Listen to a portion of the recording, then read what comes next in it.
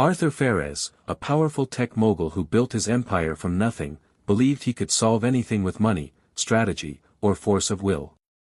But nothing prepared him for the moment his 7-year-old daughter, Isadora, fell silent. No words, no eye contact, just a quiet that deepened with every passing day. After exhausting every medical expert and expensive treatment, Arthur found himself face to face with the one thing he couldn't control: helplessness. But then, in the middle of a city park, 3 unknown black children, orphans with nothing but instinct and heart, reached Isadora in a way no specialist ever could. What did these children see that no one else did? And how could a billionaire's fall from certainty become the beginning of a new kind of family? Before we dive into this powerful story of connection and healing, comment below where you're watching from and if you enjoy true stories that stir your soul. Don't forget to subscribe.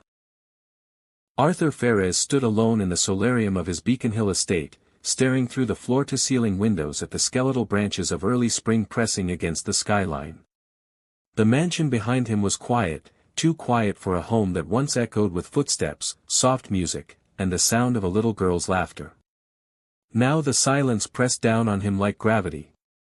Everything in his world, from the algorithmic trading systems he had designed to the political favors he could buy with a single phone call, had failed to do the one thing that mattered: bring his daughter back.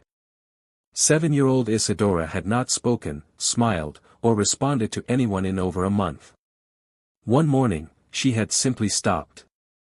No trauma, no illness, no warning, she just stopped.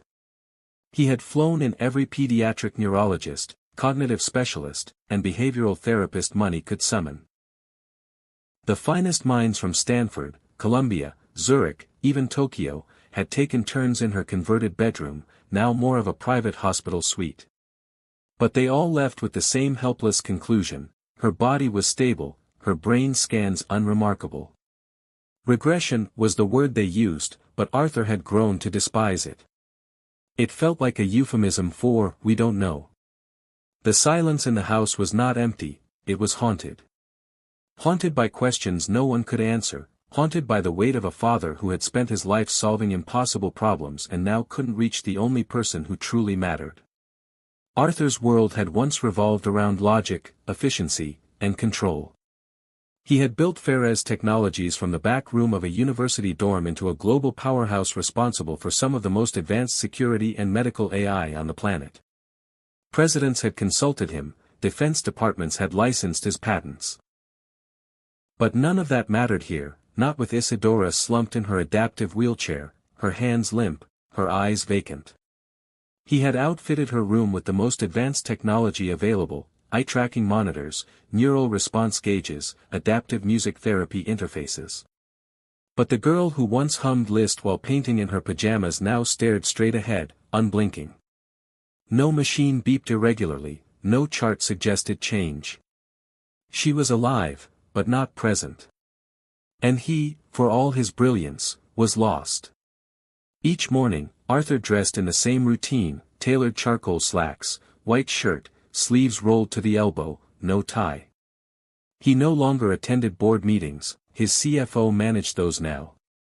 He no longer answered emails unless they concerned his daughter. The entire company had adjusted to the new rhythm of his absence. Arthur's priorities had shifted violently and irreversibly. His time was now divided between consultations with private medical teams, late-night research marathons, and long, aching hours sitting beside a child who seemed to have retreated into some unreachable dimension. He would take her hand gently and speak softly, "It's me, Isa. Daddy's here." But she didn't look at him, didn't squeeze his hand, didn't flinch. There were days he imagined seeing her mouth twitch, days he told himself she had blinked more intentionally, but those were illusions, hope masquerading as evidence. Most days, there was nothing, just silence and the steady click of machines doing their jobs without emotion. He remembered the last time she laughed, not just smiled, a full laugh, sudden and musical. It had been in the park, Boston Common, weeks before the silence fell. She had been watching squirrels steal crumbs from a distracted couple's picnic. One of the squirrels rolled down a hill accidentally, and Isadora had erupted in laughter, clutching his sleeve, tears in her eyes from the joy of it. He hadn't laughed, he was on a work call. He'd smiled, kissed her hair absently, and said, "Funny, huh," but didn't even look up. Now that moment looped in his mind like a punishment. That laugh, that glimpse of the child who had since vanished, had become a monument to everything he'd failed to prioritize. His daughter hadn't disappeared in a flash, she had been slipping away gradually, and he'd been too consumed by his empire to notice. Perhaps her silence was not the mystery, he thought, but the message. Staff had been reduced to a skeleton crew. The mansion was too large, too quiet, and increasingly irrelevant. Meals were left untouched. The cleaning staff stopped entering Isidora's room unless instructed. Even the piano in the West Wing had gone untouched, once the site of her clumsy yet charming recital. Arthur had considered selling the house more than once in the past weeks, but something tethered him to it now, like guilt baked into the architecture. He found himself sleeping in the guest bedroom adjacent to hers, no longer in his master suite, closer just in case. Every beep from her monitors sent a jolt through him. He would wake before dawn, often seated at the foot of her bed, half praying, half hoping for a twitch, a sound, anything. What he would have given to hear her call him "Daddy" again. And still she remained still, dignified in her quiet retreat, as though the world no longer merited her participation. The specialists had begun to turn him down. Word had spread through the medical elite that Arthur Ferez was unreasonably demanding. But what else could he be? He was watching his daughter vanish before his eyes. He couldn't accept that the answer was to wait, to monitor and observe. He didn't want metrics, he wanted his child back. But each new face that arrived at his home brought nothing but resignation. Some suggested emotional trauma, others suspected an autoimmune disruption in neurological patterns. But no one could explain why she had smiled one day and then never again. Arthur had started researching cases himself, forums, published studies, underground therapies. He had even read accounts of children who had been unlocked by unexpected stimuli, music, animals, sometimes even strangers. He scoffed at them, then read them again at 3 a.m., desperate enough to consider anything. But no matter how many theories he consumed, nothing prepared him for the terrifying possibility that maybe, just maybe, this was permanent. On one such sleepless night, Arthur stood outside her door, one hand resting against the frame. Inside, he could hear her breathing, even in slow. He didn't enter, he couldn't bring himself to see her like that again, not that night. Instead, he whispered through the wood, "I'm still here, Isa. I won't stop looking. I don't care how far you've gone. I'll find you." The word sounded theatrical, absurd even, but he meant every syllable. As the silence replied in its cold indifference, he let his forehead rest against the door and closed his eyes. There were moments when he feared she had chosen to leave him, moments when he feared she had simply given up. But there were also moments, rare and fleeting, when he believed she was still there, trapped, waiting. And in those moments, he promised himself he would keep fighting, no matter the cost. What he didn't know, what he couldn't yet imagine, was that help was coming, not in the form of money, machines, or prestige, but in the shape of 3 children who had nothing and yet held the key to everything. The spring sun had settled gently over the public garden in Boston, casting dappled light through the budding trees and filling the park with the tentative warmth of early April. Families clustered around benches, joggers weaved between dog walkers, street performers juggled near the pond, and amid it all, 3 children sat huddled near a large oak tree, sharing a peanut butter sandwich torn unevenly into thirds. Zay, 11, leaned back against the bark, arms crossed in watchful silence. His frame was lanky, his hoodie faded at the elbows, and his eyes constantly scanned for trouble. Leo, 9, sat cross-legged on the grass beside him, his fingers busy folding a piece of candy wrapper into a makeshift crane. His battered backpack bulged with wires, tape, and scraps, his version of a toolbox. Bia, the youngest at 6, hummed softly as she plucked daisies from the grass, tucking them into her curly braids. She wore a pair of mismatched socks and a hoodie 2 sizes too big. To anyone passing by, they might seem like just more kids at play, but they weren't. Not to most. They were the kind of children people learn to ignore, too poor, too out of place, invisible in plain sight. Across the pathway, Isadora sat in her wheelchair beneath a cherry tree beginning to bloom. Her caregiver, a nurse named Carla, scrolled through her phone, occasionally glancing up without seeing anything at all.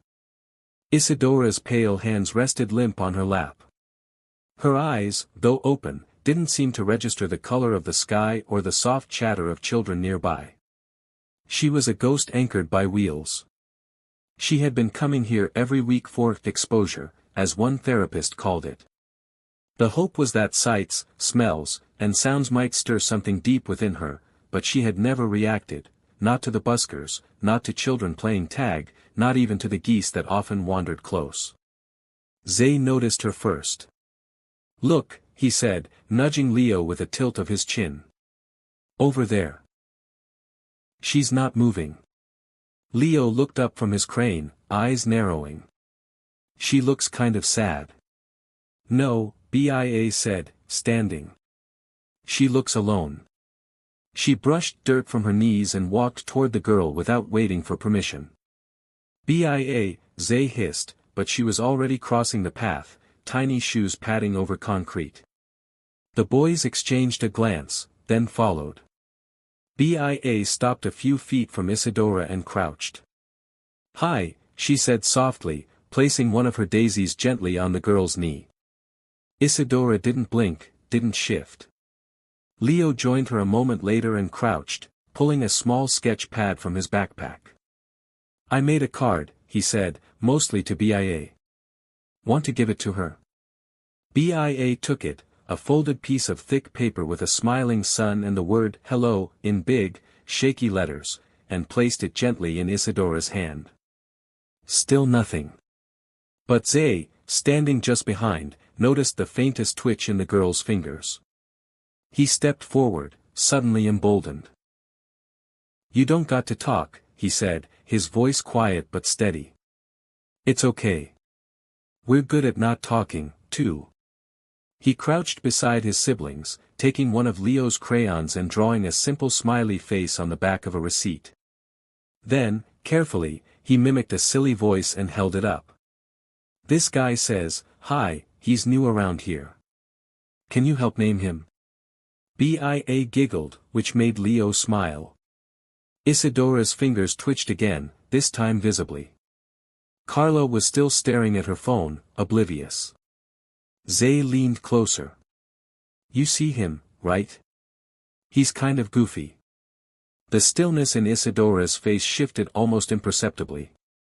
A blink, slower than before. Then, barely a moment later, her lips moved, not a word, not even a sound, but her mouth opened slightly, just enough to mimic Zay's exaggerated O shape. The three siblings froze. Bia gasped but covered her mouth. Leo dropped his backpack. Zay blinked rapidly, unsure if what he saw was real. Did you see that?" he whispered. "She moved," Bia said, eyes wide. "She really moved." Leo looked down at the crumpled card in Isadora's hand, now slightly tighter in her grasp. "She's trying," he said. "She's really trying." In that moment, surrounded by the noise of the park, the three children huddled around the girl in the wheelchair and forgot everything else. They weren't supposed to talk to strangers. They weren't supposed to approach anyone without Dona Rosa nearby. But none of that mattered because, for the first time in months, someone had reached Isadora, not with credentials or machines, but with crayons, drawings, and a daisy. Across the park, a woman pushing a shopping cart paused, her eyes fixed on the group. It was Dona Rosa, her face etched with the kind of wisdom that doesn't come from books but from surviving.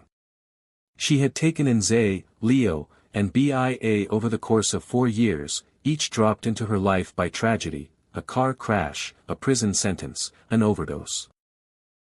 She was not their blood, but she was their compass. And right now, that compass pulled her sharply toward the bench.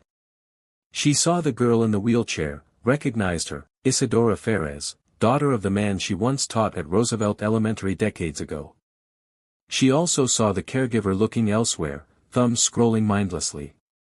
And she saw what mattered most, the look in BIA's eyes, not pity, not confusion, but recognition, as if her tiny granddaughter had seen something in that silent girl that no doctor had. And then, for the first time in months, Isadora smiled. It was slight, crooked, and faded almost as soon as it appeared, but it was there. Donna Rosa's breath caught. She knew what she was witnessing, a bridge being built, child to child, without words. Zay, encouraged, crouched lower. "Hey, if you want, we can come back tomorrow. Or not. That's okay, too." BIA stood up and softly squeezed Isadora's hand, then pointed to herself. "I'm BIA, she said clearly, then pointed to each sibling. "That's Zay. That's Leo. We can be your friends if you want." Isadora didn't speak, but her eyes, previously unfocused, seemed to meet BIA's just for a second. Leo, now energized, pulled another page from his backpack and began sketching a house, a garden, 3 stick figures, and a girl in a wheelchair.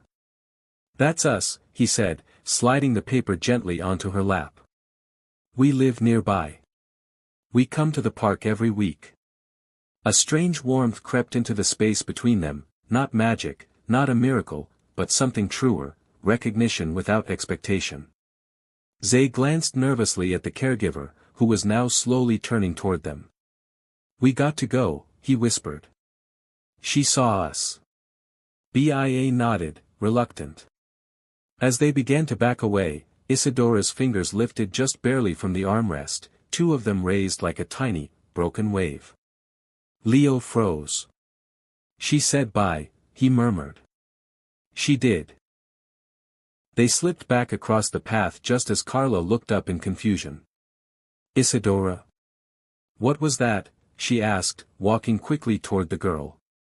Isadora didn't respond, but her posture was subtly different, her shoulders less tense, her eyes following something. Carla frowned, checking her phone's notifications. Meanwhile, on the other side of the park, Zay, Leo, and BIA regrouped beneath the tree, breathless.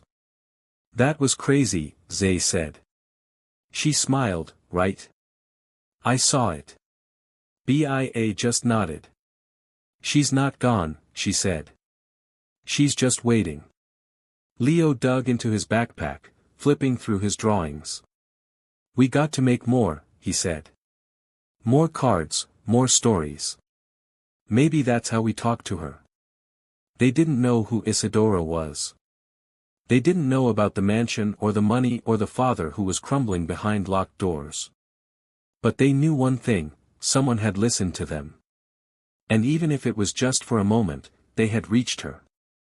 They had made her feel seen.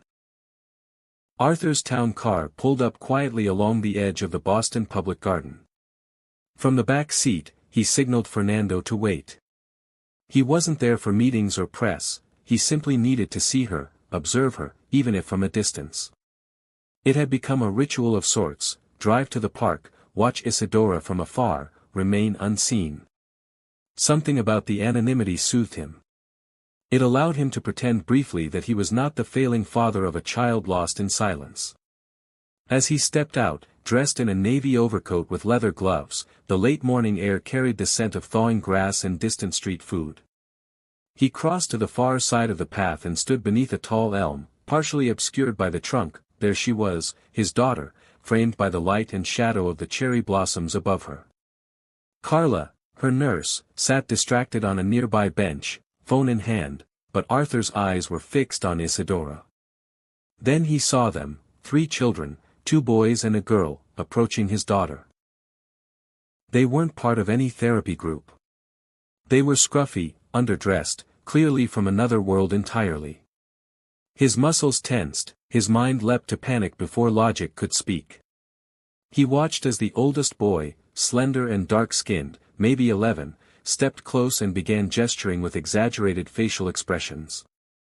The second boy pulled something from a tattered backpack and offered it to Isadora. The youngest, a tiny girl with wild curls, knelt gently and placed a daisy in her lap. For a moment, Arthur felt rooted, conflicted. The children's approach wasn't threatening, in fact, it felt gentle, almost reverent. But fear rose like bile in his throat. What if they frightened her? What if they carried something contagious? Where was Carla? He scanned the bench and saw her still absorbed in her phone, unacceptable. He stepped forward, his pulse pounding in his ears, just as he was about to call out. Isadora moved. Her hand, her limp, unresponsive hand, grasped the drawing the boy had placed in her lap. And then, then she smiled. A real smile, barely there, trembling, but real. For a second, Arthur's heart leapt. But just as quickly, it twisted, not for him, not for the experts, but for them, for these children he didn't know. He felt something primal, irrational rise in him, not just fear, but offense. And then he acted. Hey!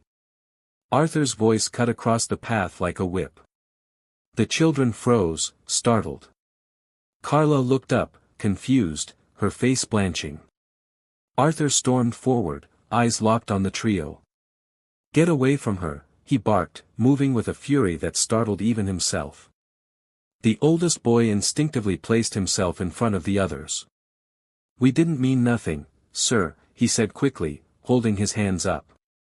But Arthur didn't hear the words, only the pounding in his head. He grabbed the boy by the arm and yanked him aside. Don't touch her, he shouted. Isadora flinched, barely, but it was enough to snap something in Carla. Mr. Ferez, she began, rushing forward, but he cut her off with a glare. You're fired, he said sharply. Effective immediately. You had one job, one. Carla's mouth opened, stunned, but no words came. The children stood frozen, shocked, as Arthur wheeled Isadora away, his grip tight, his breath uneven. He didn't look back. He didn't hear the small voice calling after him, wait, she liked us. Nor did he see the older woman hurrying toward them, her expression firm with worry and authority. That was Dona Rosa, and she had watched everything. Excuse me, she called after him, struggling to keep pace with his long strides. Sir, those children meant no harm. Arthur didn't stop, didn't slow. He had his daughter back in his hands, and he wasn't about to risk another moment of vulnerability. Mister, she tried again, firmer. They're not strangers. I know them. They live with me. They're good kids.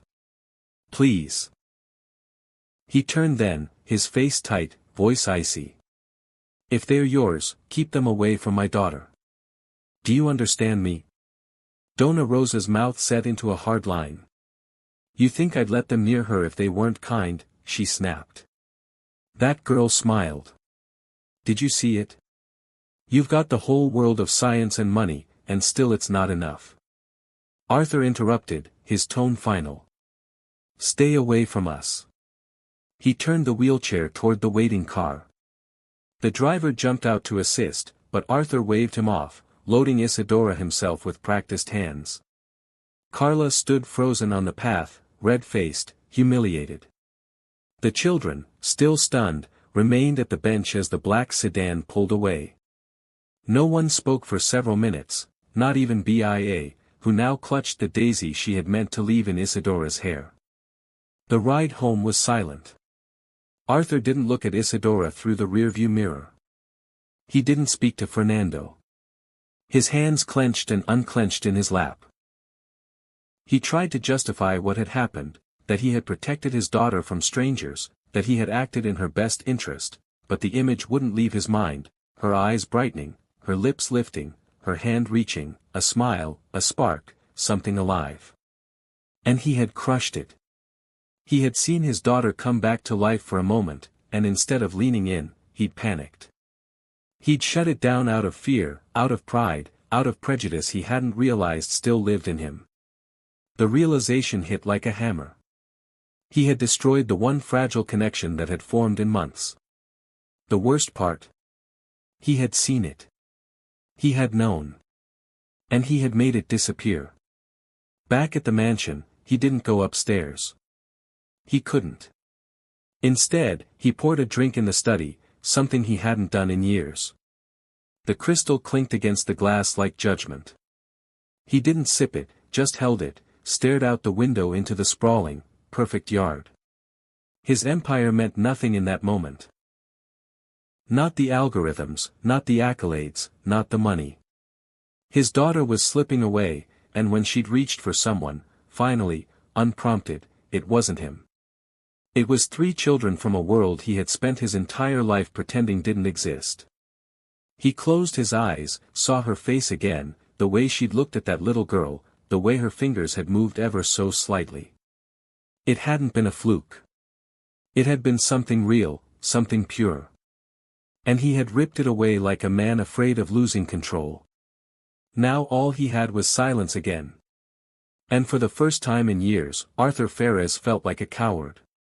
Upstairs, Isadora sat in her room under the soft glow of dimmed lights. The machines beeped quietly. Her expression was unreadable, but something had changed. Her fingers still curled slightly around the folded paper Leo had given her, now smudged, slightly bent, but intact. A nurse gently reached to remove it, but Isadora's hand tightened ever so slightly. The nurse hesitated, then let it go. Later that night, Arthur finally entered the room. He stood at the foot of the bed, staring at his daughter, wondering what she had felt in that moment, what she had seen in those children that he hadn't. "I'm sorry," he whispered. His voice cracked for the first time in weeks. "Daddy made a terrible mistake." Isadora didn't respond, but in her lap, the paper remained unmoved, untouched, held close like something precious. And Arthur knew he had just lost something that couldn't be rebuilt overnight. But deep down, despite his shame, a small ember of hope remained because now he knew she was still in there. And somewhere in Boston, 3 children held the key to bringing her back. Arthur hadn't slept. He sat in the dim light of his study well past midnight, the untouched whiskey glass sweating onto a leather coaster beside him. The house was quiet as always, but now the silence wasn't just haunting, it was accusatory. He kept replaying the moment in the park over and over, like a film reel of failure, Isadora's fingers moving, her eyes alert, the softness of her smile, then his own voice, loud and cold, breaking it apart. He had spent his life controlling variables, eliminating chaos. But what had he truly achieved? The only thing that mattered, the only connection that had sparked hope, had been destroyed by his own hand. By morning, the decision was no longer a question. He called Fernando, his longtime driver and quiet confidant, and gave the order without flourish. "I need you to find the children from the park," he said simply, his voice low.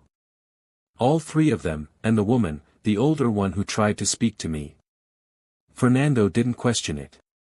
He only nodded once, respectfully.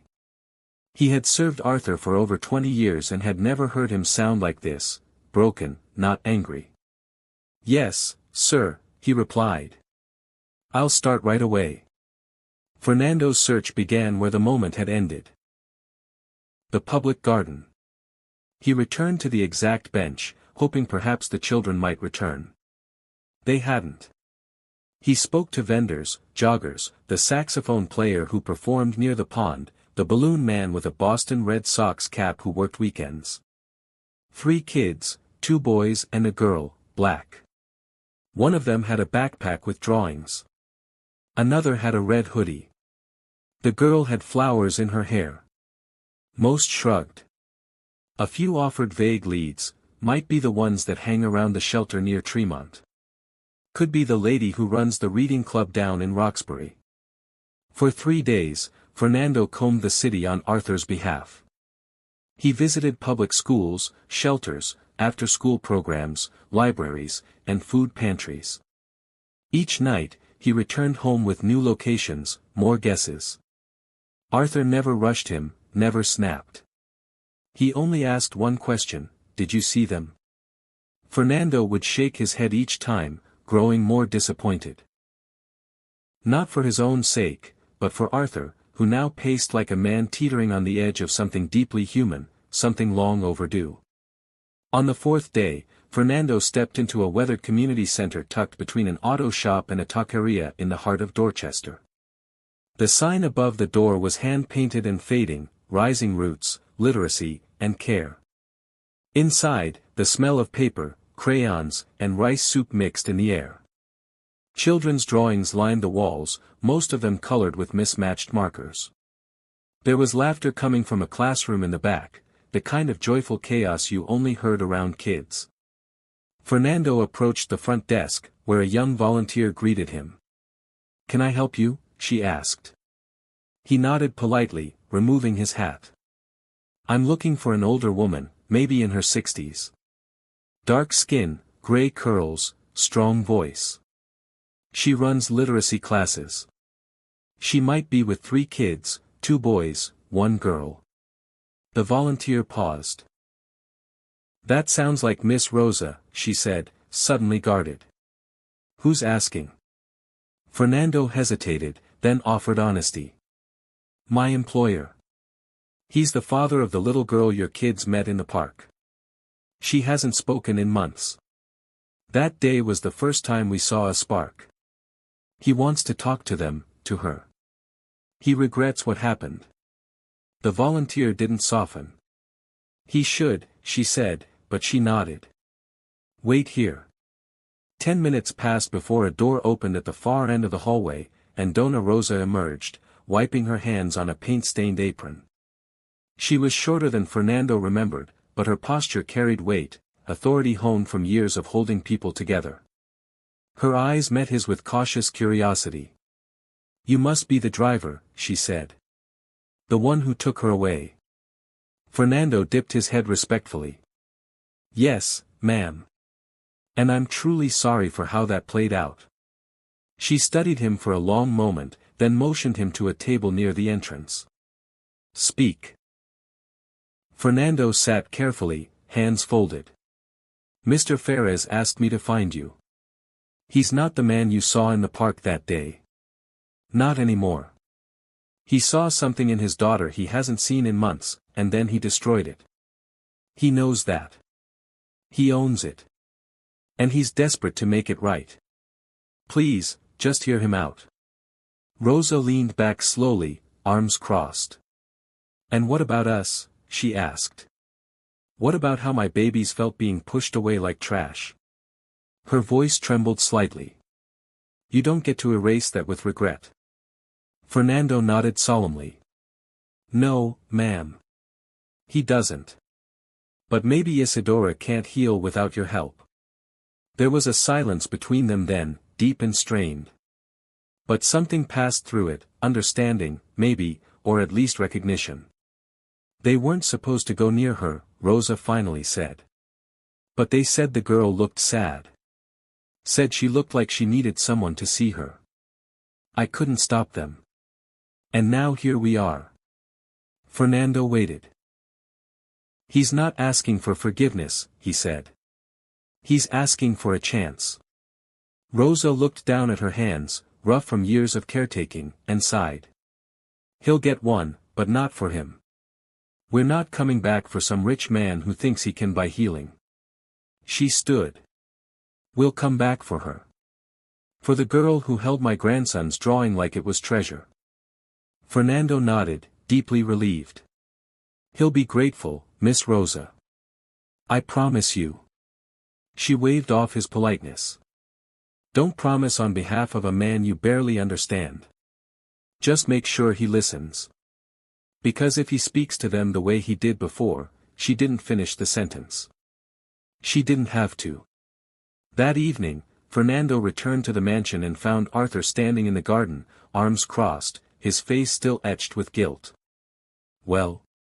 Arthur asked, voice low. Fernando nodded. "They'll come, but not for you." Arthur blinked. "What does that mean?" "It means they're doing this for Isadora, not because of who you are or what you can offer. You'll get your moment, but you'd better make it count. Arthur closed his eyes and exhaled. I don't want to fix this with money, Fernando. I want to earn their trust. I need to. Fernando nodded once more. Then prepare yourself. They're not like anyone you've ever met.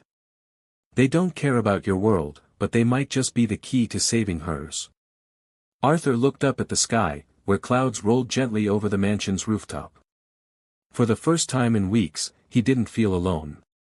He felt the weight of accountability and, beneath it, a flicker of something else, a second chance not to be bought, but earned. The grand foyer of the Ferez mansion had never felt so tense. The marble floors, once polished to perfection, now reflected the hesitant steps of strangers entering a world that was never meant for them. Zay, Leo, and Bia stood just inside the massive entrance, hands gripping each other with quiet resolve. They were dressed in their best, worn jeans without holes, sweaters freshly washed and slightly oversized. Dona Rosa stood behind them, her chin lifted, eyes sharp and protective. A butler offered to take their coats, but she waved him off. We're not staying long, she said flatly. Arthur appeared at the top of the staircase, dressed simply in slacks and a dark sweater. His posture was stiff, but his eyes were softer than before. Thank you for coming, he said, his voice low, measured. We are here for Isidora, Rosa replied, not unkindly, but firmly. Not for you. Arthur nodded, he didn't try to defend himself. Of course, he said, gesturing toward the hallway. She's upstairs. If you're ready, she's been waiting. The children exchanged glances. Zay gave a small nod. We're ready. With that, they followed Arthur into the heart of the home, carrying no bags, no tools, just hope. The hallway to Isidora's room felt endless. Arthur walked ahead, but not far, just enough to lead, not to command. When they reached the door, he paused, his hand hovering over the knob. She's been quiet again, he said, voice barely above a whisper. Since the park, she hasn't moved. But I believe she's waiting for you. Rosa placed a hand on his shoulder, not warmly, but not coldly either. Then don't waste her time. Inside the room, the atmosphere shifted. The sterile feel of medical machinery was still present but softened now by scattered children's books, art supplies, and a new stuffed bear sitting on the windowsill. Isidora sat in her wheelchair near the window, bathed in soft light. Her eyes were open but distant. A nurse stood nearby, clipboard in hand, while two therapists watched quietly from a corner, curious and doubtful. When the children entered, something imperceptible changed. Isidora's fingers twitched slightly on her lap. Her gaze didn't move, but it didn't retreat either. Bia was the first to step forward. Slowly, as if approaching something sacred, she crouched beside the chair, her small hand wrapping gently around Isidora's. Hi again, she said, her voice warm and low. We came back. Zay moved next, standing a few feet away, then dropping to one knee with a grin. Remember me, he said, pulling a crumpled receipt from his pocket. On it, a new face was drawn, wide smile, crossed eyes, curly hair. This is Mr. Blinky. He wanted to come today. He says, you've got the best smile. He wiggled the paper, making it talk, his voice shifting into a cartoonish squeak. Hi, Isidora. Leo opened his backpack and began placing cards across a small table near the chair. Each one was hand-drawn, simple but bright, a yellow sun, a blue cloud, a bowl of soup, a teddy bear, a happy face, a sad face. He arranged them in rows like a code waiting to be cracked. These are our words, he said gently. You can point if you want, or not. I made them for my little sister before, his voice trailed off. Bia didn't stop. She leaned closer, repeating soft nonsense sounds, da-da. Ooh, Papa. Mirroring what she remembered Isidora had tried to mimic, her voice was patient, musical. Arthur watched from the doorway, breath caught in his throat. The therapists watched too, scribbling notes, but slowly their pens began to still. And then it happened. A blink, slight but deliberate. Isidora's eyes, which had remained vacant for weeks, moved toward BIA's hand. Another moment passed. Then her lips parted. It wasn't a word, not quite a sound, but it was there, a breathy, whispered syllable. Ah! The room froze. The nurse gasped. One of the therapists lowered her clipboard, stunned. Leo leaned forward instinctively. Do it again, he said softly. Please. Zay, eyes wide but steady, crouched beside her now, holding up the same card from the park, the one with the stick figure waving. This one says hello. Can you say hi? Huh? Isidora whispered, her lips trembling with effort. A tear spilled down Arthur's cheek. He took a step forward, but Rosa held him back with a single hand. Let her lead, she said. BIA smiled, beaming now. You did it, she said gently. You're talking. You found your way back. And just like that, Isidora smiled, small, shaky, but radiant. Not for the adults in the room, not for the machines, but for them. The moment unraveled into something extraordinary. Isidora looked directly at Leo and slowly reached toward the card with the sun. Her finger wavered, then touched it. Son, he said, voice steady but cracking. Yes, son. You like that one? She nodded, barely, but it was enough. Arthur, who had remained silent until now, brought a hand to his mouth. His knees buckled slightly, and he reached for the wall to steady himself. The girl he had believed unreachable, locked away, was speaking, not in fluent sentences, not through machines, but through children who had come with no credentials, no titles, no training, only love.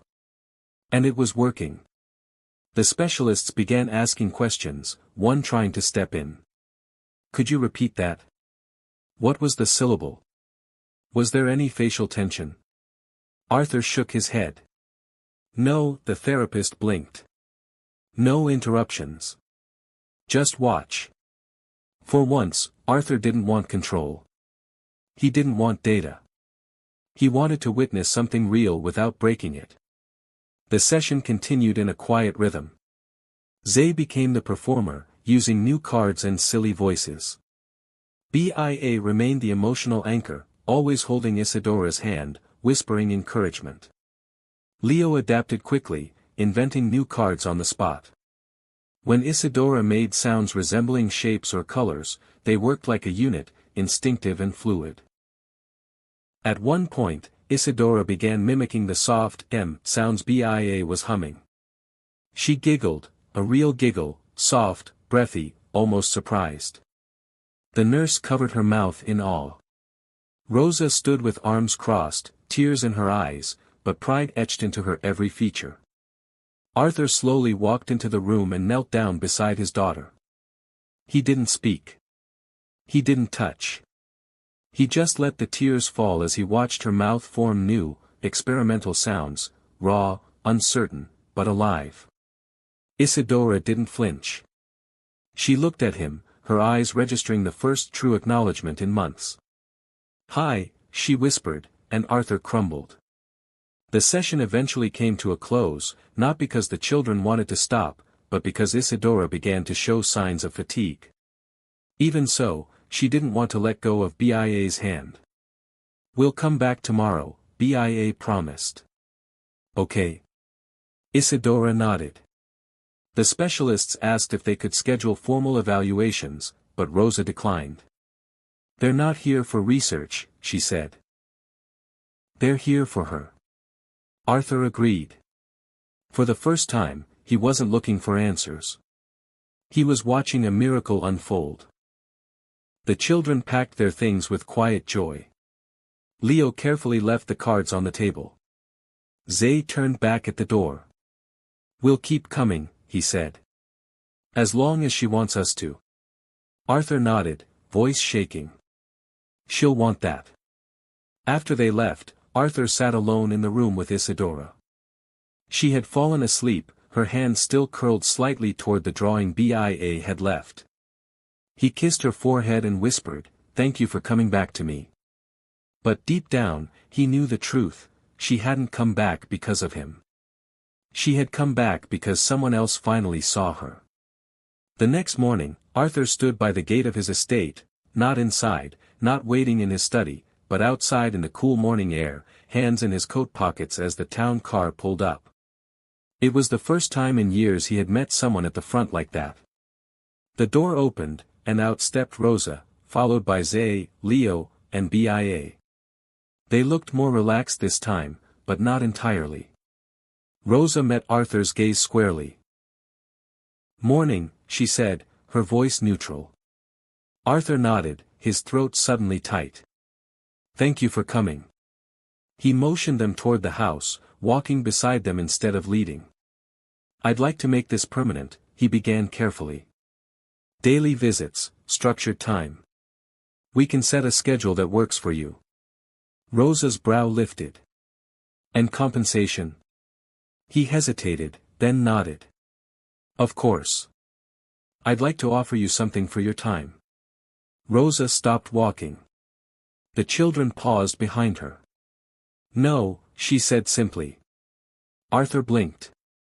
"No, you don't buy care," she replied, folding her arms. "You don't buy what they give her, what we give her. You want a transaction? Call your lawyers. We're here for the girl." Arthur swallowed hard. "Then I'm grateful. More than I can say." From that day forward, the Ferris mansion began to shift, not structurally, but emotionally. The children arrived each morning by 10 o'clock, escorted by Fernando, who now greeted them like honored guests. Isadora's room was no longer treated as a clinical recovery zone but as a creative space. The monitors remained, but the beeping became background noise to the laughter, humming, and soft, intentional sounds that filled the space. Each child took on a role without being assigned one. Leo spent his first day rearranging furniture and organizing supplies. He requested cardboard, markers, Velcro, scissors, and tape. With the quiet focus of an inventor, he began constructing what he called a talkboard. On a wide canvas, he attached rows of images and symbols, drawings of emotions, objects, food, actions, and people. "She points," he explained to Arthur when asked. "To what she wants, then we know. No pressure, just choice." Arthur watched as Isadora studied the board, her eyes darting toward a picture of soup, then back at Bia. The connection clicked. "You're hungry?" Bia asked, grinning. Isadora nodded. "That's amazing," whispered the nurse, stunned. "That's just Tuesday," Leo replied without looking up. Zay took a different approach. He didn't tinker or draw. He watched, observed, and when he spoke, it was usually to challenge Arthur in ways that no one else in his life dared to. One afternoon, as Arthur entered the room, still wearing his pressed slacks and a dress shirt, Zay gave him a look and shook his head. "You can't talk to her like that," he said. Arthur frowned. "Like what?" "From up there," Zay replied, gesturing at the wheelchair and then at Arthur's posture. "Come down here. Sit on the floor. Let her see you." Arthur looked at the polished floor hesitantly. He hadn't sat on the ground in a suit since college. "I don't. You want her to feel safe or important?" Zay asked bluntly. "Then show her you're not above her." That moment marked a shift. Arthur sank down beside his daughter. It was awkward at first. He felt stiff, unsure, completely out of place. But as Isadora glanced sideways and touched one of Leo's cards labeled "Dad," something inside Arthur broke and healed all at once. "She knows," B.A. whispered. "She always knew. She just didn't know you were listening yet." B.I.A., though the youngest, carried an emotional wisdom beyond her years. Her gift was not invention or analysis, but presence. She didn't pressure Isadora. She didn't fill silence with noise. She simply held her hand when words failed, hummed soft tunes when the air felt heavy, and mirrored her sounds like a language no adult could comprehend. Both girls instinctively understood. One morning, as the others were busy with crafts, Bia sat beside Isadora and whispered, "You're safe now. We're here." Isadora leaned her head slightly against Bia's shoulder. The movement was small but profound. Rosa, standing at the doorway, covered her mouth to hold back tears. She had raised these children with what little she had, just love, structure, and time. Yet somehow, they had transformed a mansion filled with silence into a sanctuary of communication. And they did it without being asked, without being trained. They did it because they saw what others hadn't, that healing doesn't start with diagnosis. It starts with being seen. The staff began to notice the changes, too. Meals were requested, pointed at, sometimes even murmured. Laughter was heard from halls once cold and pristine. The physical therapist, once skeptical of the children's presence, now adjusted their schedule around the trio's arrival. She moves more with them, they admitted. She tries harder. Even the clinical psychologist, who had been assigned to observe progress, sat in quiet all one afternoon as Isadora chose between a sad face and a smiley one, then pointed to Zay and mimicked the sound, za. "That's her trying to say my name," he beamed. "See, she got jokes." Arthur, often watching from the corner, no longer took notes, no longer asked for analytics. He let the moments happen. When Rosa saw him do that, just watch quietly, humbly, she nodded once, the faintest approval. One afternoon, Arthur walked into the kitchen where Rosa sat sipping tea while the children played outside. He cleared his throat, nervous. "I owe you something greater than thanks," he said. "You gave me back my daughter." Rosa looked up calmly. "No," she said. "She was always there. You just didn't know where to look." Arthur sat across from her. "Then help me not lose her again." Rosa smiled softly. "Then stay on the floor," she said. "Learn to listen, and don't forget, this isn't about you." He chuckled, humbled. "Fair enough." Their conversation drifted into silence, one of mutual respect. Outside, Isadora's laugh, a real, pure laugh, rang out as Bia chased her across the patio, her wheelchair decorated with colorful ribbons. The mansion, once a palace of sorrow, had found a new rhythm. And in that rhythm, the girl who had disappeared was learning how to live again. Arthur eventually made an official schedule. The children would come daily, not as guests, but as part of the household.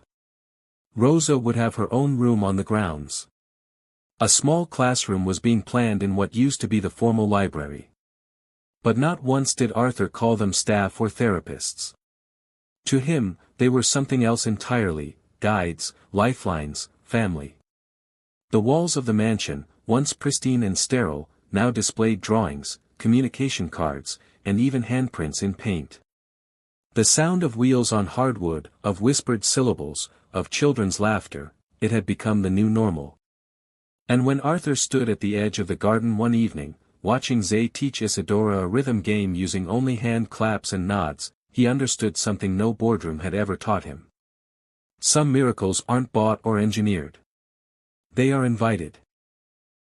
They arrive humbly in the form of a child's hand reaching out and asking, "Do you see me?" And if you're brave enough to sit down and listen, sometimes the answer is yes. It was late afternoon when Arthur wandered into the sunroom, where golden light spilled across the hardwood floor in long strips. Outside, the children played in the garden, their laughter filtering through the open windows like music from a forgotten part of his soul.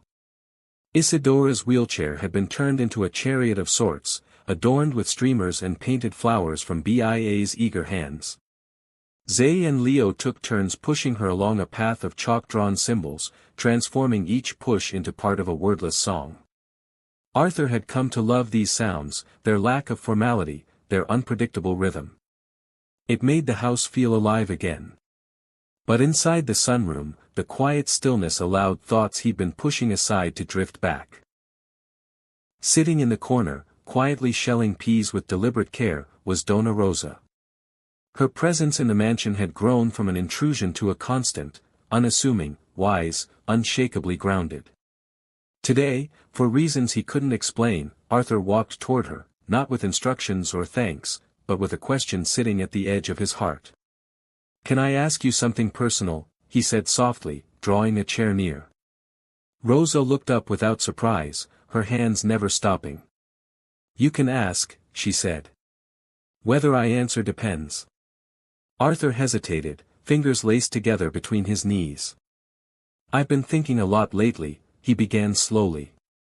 "About cycles, patterns, about how history repeats itself, especially when no one's watching."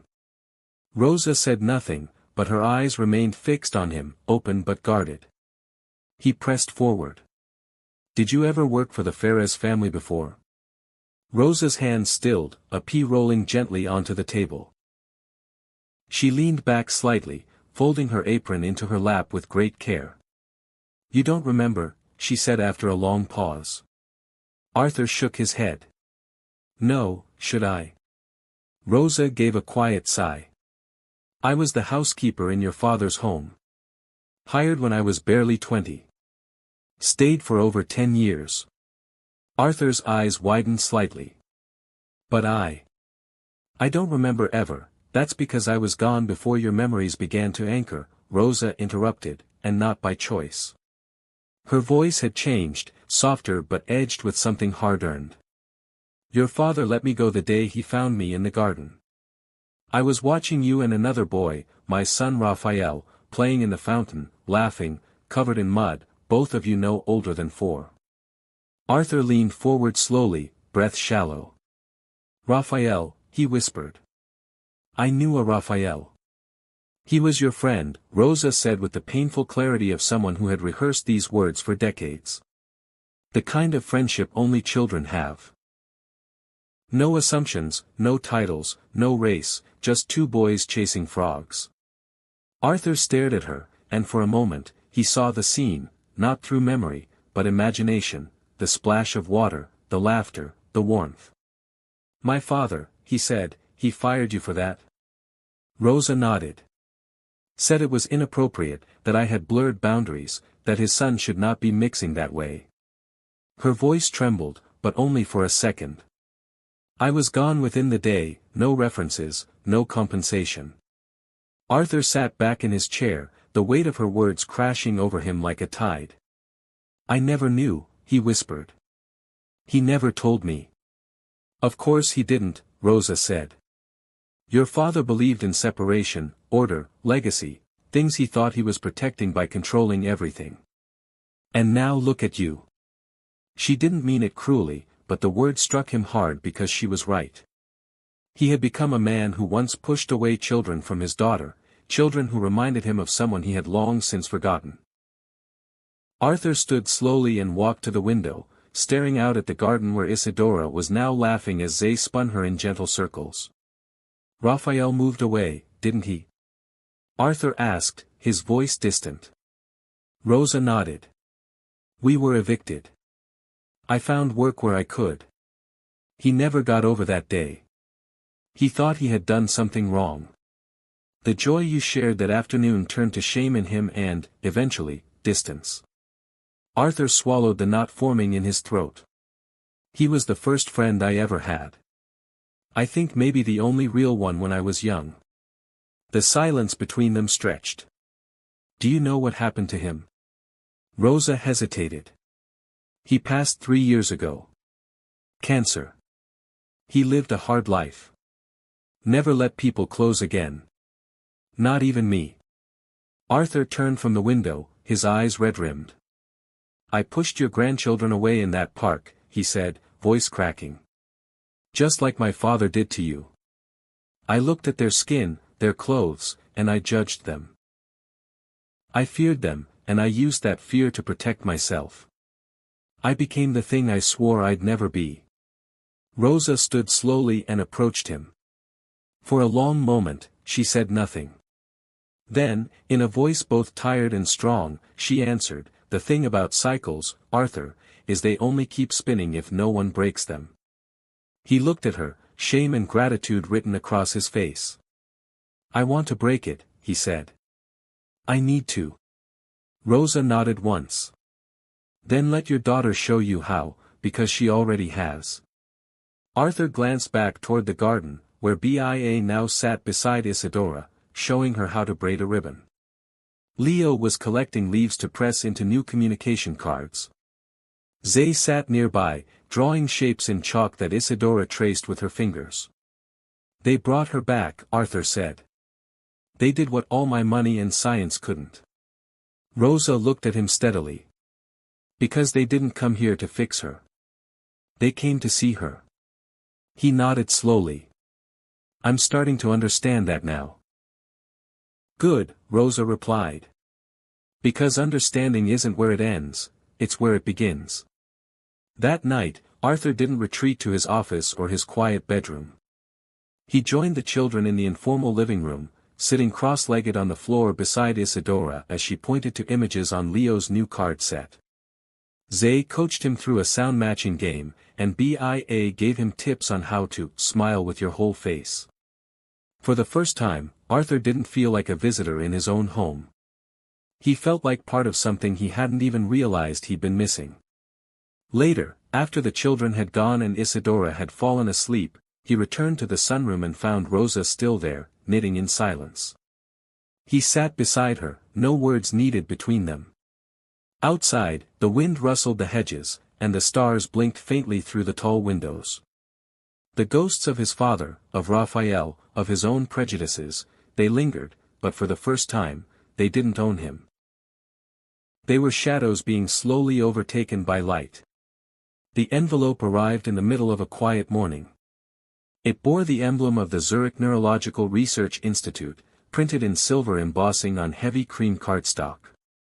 It had no return address, just Arthur's name and a signature in meticulous script, Dr. Henrik Vogel. Inside, a letter detailed a revolutionary procedure in early clinical trials, neurological recalibration for selective mutism and traumatic speech loss in pediatric patients. The language was precise and compelling, promising a potential 78% recovery rate in speech capacity. "We believe your daughter, Isadora Ferez, may be an ideal candidate for our procedure," it read. Arthur stood in the study, letter in hand, the buzz of the espresso machine in the background fading into static. It was the kind of offer he would have once chased with private jets and legal contracts. Now, it stirred something else, dread. He glanced through the window toward the garden, where Isadora was tracing letters in chalk with Zay and Bia. She had learned to vocalize a handful of syllables. She smiled now, often. She pointed, connected, chose. Could a surgery give her more, or would it erase what she had already found? Arthur sat with the offer for days, carrying it like a stone in his pocket. He didn't mention it at first, the temptation was too dangerous, too private. But the silence began to weigh on him, especially when he watched Isadora laughing with the children or when she tugged at his sleeve to show him the end. He eventually confided in Rosa late one evening, sitting across from her in the kitchen while she kneaded dough. "They say she could speak normally," he murmured. Rosa looked up without pausing her rhythm. "Define normally," she said. Arthur hesitated. "Like other kids. Full words, maybe sentences." She wiped her hands. "And Saturday, and what would that cost?" "They say the risk is low. 2% chance of personality alteration. Maybe some cognitive delay." Rosa's brow rose. "So, you'd gamble with her essence to gain your idea of perfection?" Arthur didn't respond. "Let me tell you something," Rosa said softly. "That child already speaks more clearly than most adults I've known. Maybe not with your words, but with truth." Arthur stared at the table. "I just want to do right by her." "Then listen," Rosa said, "and ask."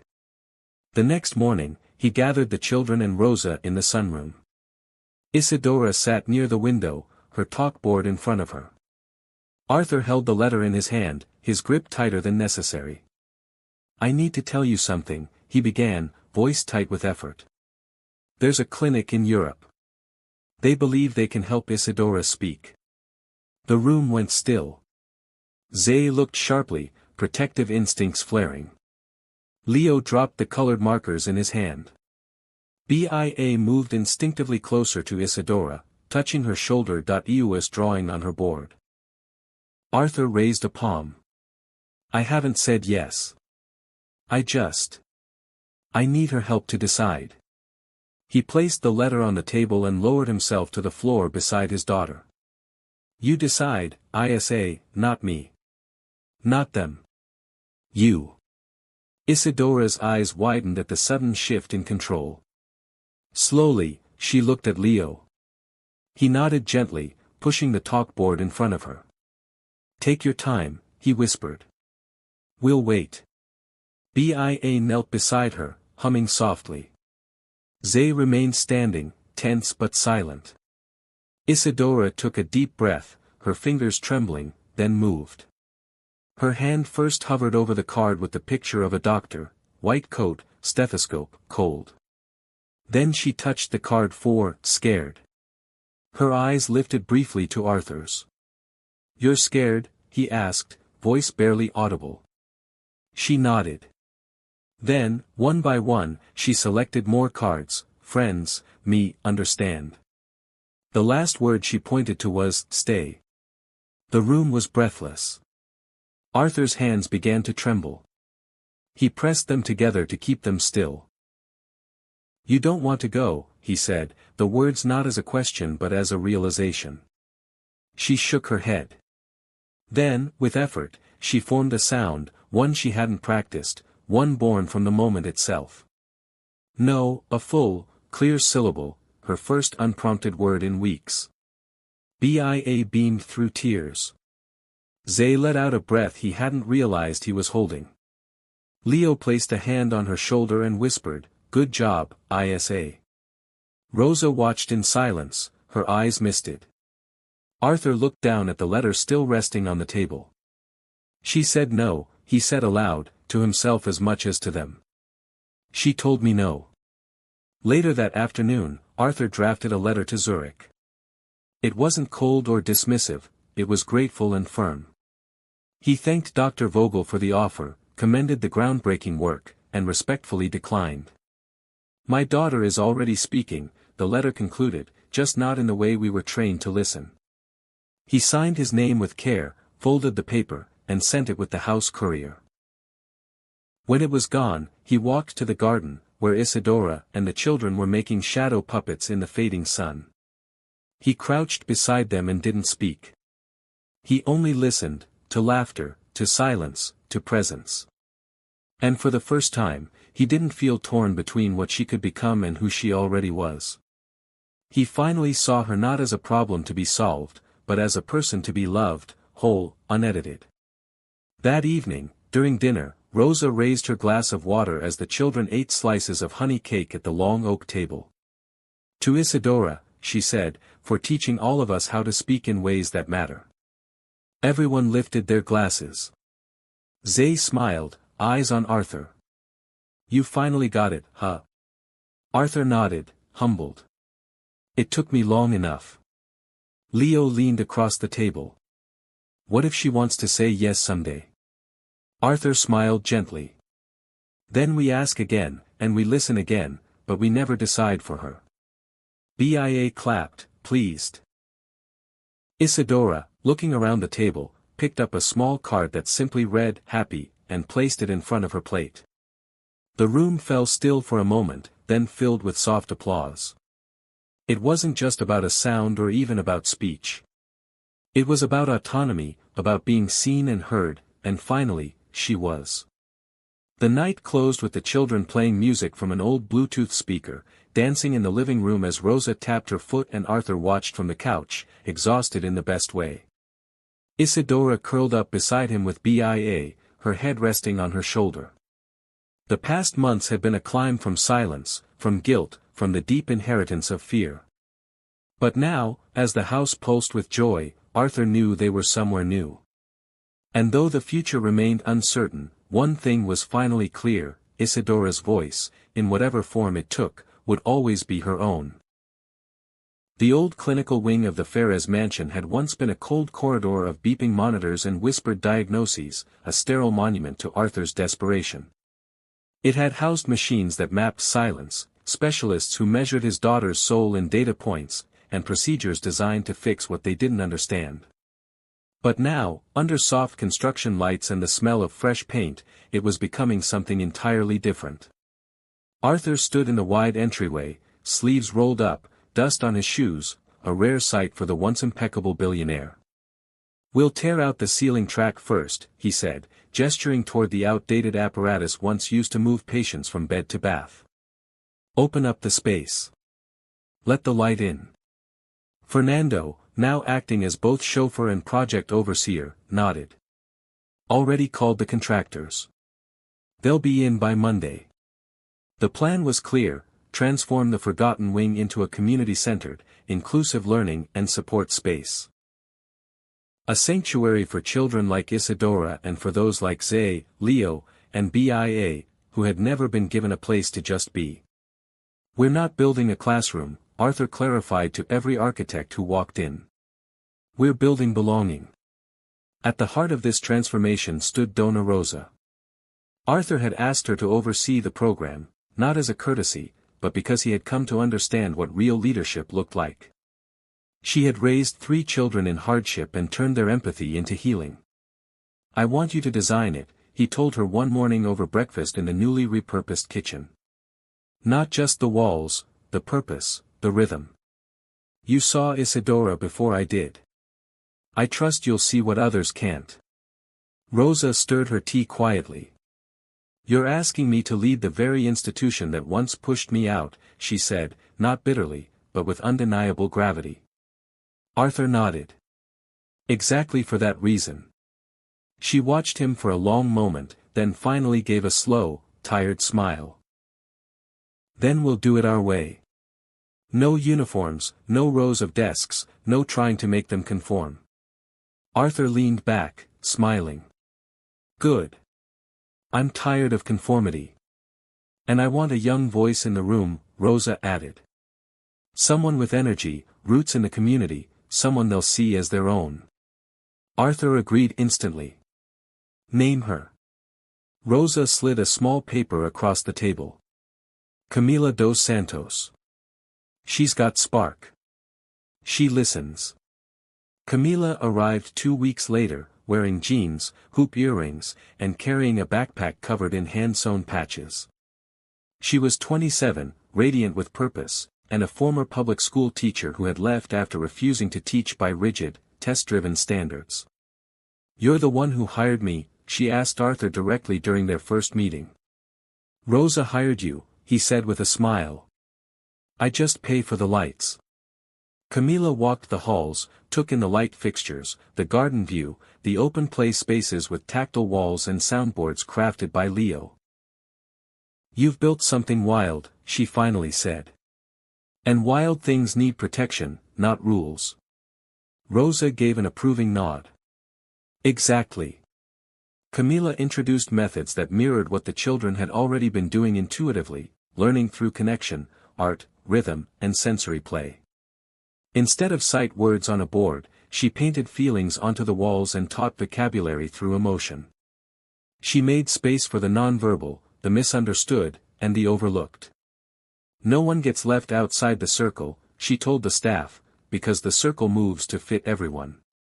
Even Arthur, once paralyzed by metrics, began to see that impact could be measured in belonging, not in percentages. The children who once wandered between shelters and silence now had beds with names carved into the headboards. Arthur gave Rosa full oversight of a converted guesthouse, turning it into a home for the trio, supervised but free, full of music, warmth, and quiet dignity. Zay, who had always watched the world through guarded eyes, took on responsibilities naturally, walking Isadora to her morning sessions, helping Camila organize supplies, reading to the younger children who began joining the program. Leo had his own room for the first time, where he built contraptions late into the night, now with real tools and donated materials from Arthur's network.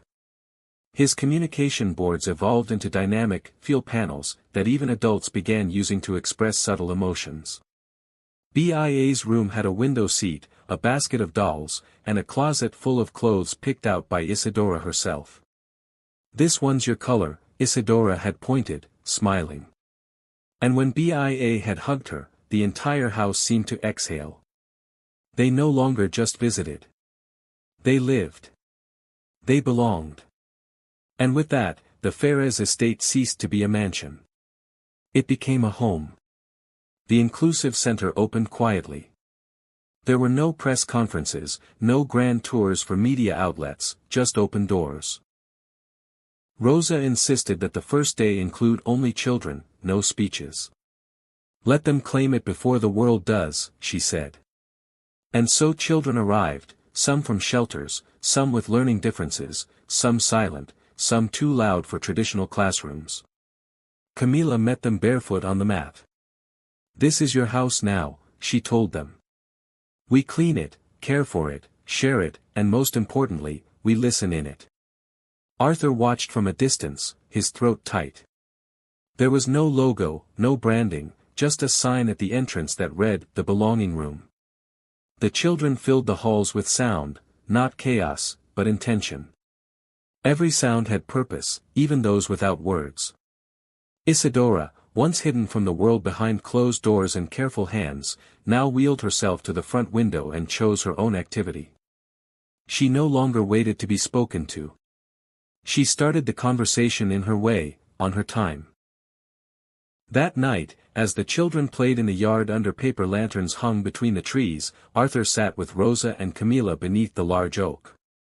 "You changed everything," he said, watching Leo teach a new student how to use the color-coded buttons he'd made. Rosa shook her head. "No, we revealed what was already here." Camila leaned back in her chair, sipping tea.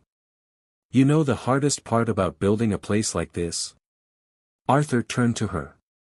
"What?" "Believing it can last." He nodded. "Then we'll protect it." Rosa looked out across the field, where Zay chased Bia and Isadora squealed with laughter. "It's not the building you need to protect," she said. "It's their right to be fully seen." Arthur looked at them, at the life that had bloomed out of so much pain. "Then that's what the foundation will do," he said quietly. "We'll make it official." And so he did. Within weeks, the Belonging Foundation was born. Not a charity, but a long-term commitment to ensuring no child like Isadora, Zay, Leo, or Bia ever went unseen again. Later that month, at the first community gathering on the mansion lawn, Arthur stood with Isadora beside him as neighbors, educators, and families from across the city mingled. No one wore badges. Everyone wore name tags that included not only their names but something they loved, drawn in pictures if needed. Isadora's read, "Isadora, I love music." Zay's said, "I protect." Leo's, "I build," was covered in pink glitter and stickers. Bia's read, "I love hugs." Arthur's simply read, "I'm learning." That evening, as a soft song played and the sun dipped low behind the trees, Rosa raised a glass. "To all the children," she said, "who never had a place until now." Glasses clinked. The wind carried voices that didn't match, sounds that didn't rhyme, and gestures that didn't follow rules.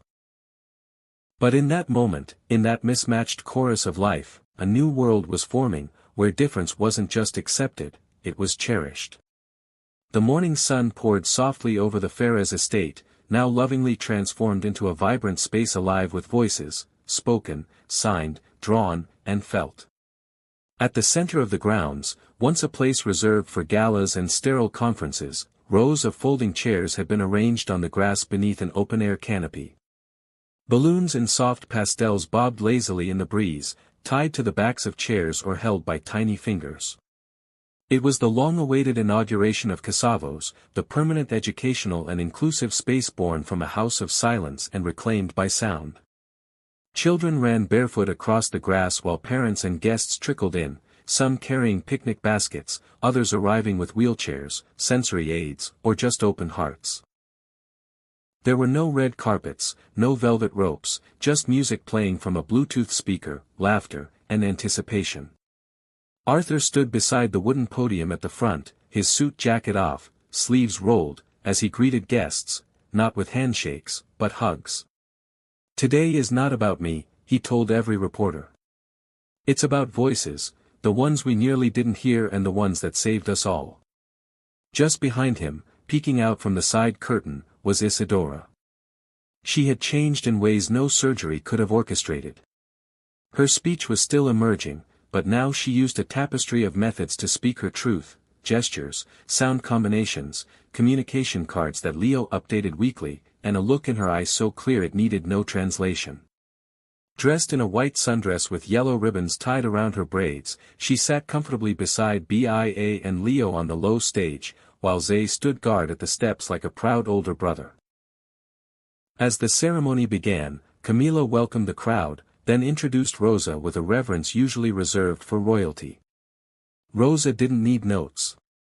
"This place was built by those who were once told they didn't belong," she said, her voice firm, full of grace. "Now it stands for every child who's ever been silenced, not by their condition, but by our inability to listen." The applause that followed was long and deep, not polite, but bone deep, like a collective exhale. And then came the moment everyone had waited for. Arthur stepped forward again and turned to Isadora, crouching beside her. "Are you ready?" he asked softly. She nodded. Bia helped guide her wheelchair to the microphone, with Zay on one side and Leo on the other, his laminated cards in hand just in case. A hush fell across the lawn. Even the children at the back stopped running. Isadora looked out at the crowd: teachers, doctors, neighbors, children from shelters, and families who had once stood alone. And then she turned to the three who had made everything possible. She lifted a single card from her lap, then looked at Arthur. He nodded and stepped back. In a voice quiet but firm, shaped by effort and love, she spoke. "Zay. Leo. B.A." Each name was its own beat, its own triumph. She paused, reached for the next card, and then added, "You gave me voice." The silence that followed was not from absence, but awe. Bia burst into quiet tears. Leo's hands trembled as he clutched the cardboard. Zay blinked hard and crossed his arms, trying to look cool, even as his lip quivered. Arthur wiped his eyes without shame. Rosa whispered, "That's our girl." The applause began slow, then surged like a wave. Isadora smiled, the kind that bloomed from the center of her soul, and turned to her friends, reaching out her hands. They took them instantly, as they always had. Behind them, a new banner stretched across the garden wall in bold, hand-painted letters carefully traced by the students themselves. It read, "Family is whoever listens with their heart." The message wasn't decorative. It was truth etched into the foundation of what they had built together. And that truth had rewritten every life it touched. Children who once hid behind labels now stood in groups, communicating with tools created by other children. Parents who once carried shame or exhaustion now held pride. And Arthur, once a man ruled by logic and control, now stood with his heart fully exposed because his daughter had taught him to speak in ways he never knew he needed.